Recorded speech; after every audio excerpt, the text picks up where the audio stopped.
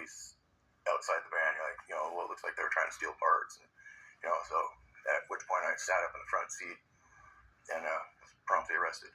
And so when I was being taken to jail, I guess it was my friend Bubba's cousin Mark that was the arresting officer. And he said that I kept babbling about dead kids.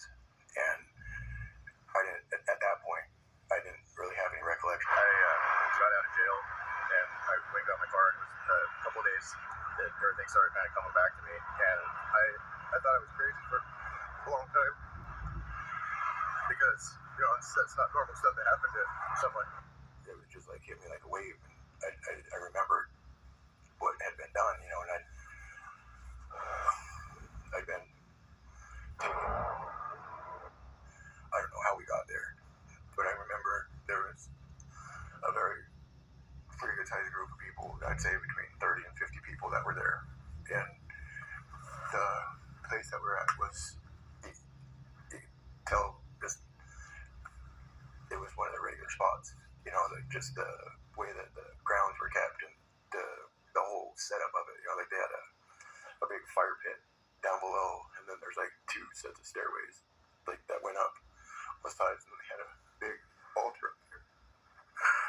And they had a little boy and a little girl chained down the altar, and they were torturing them.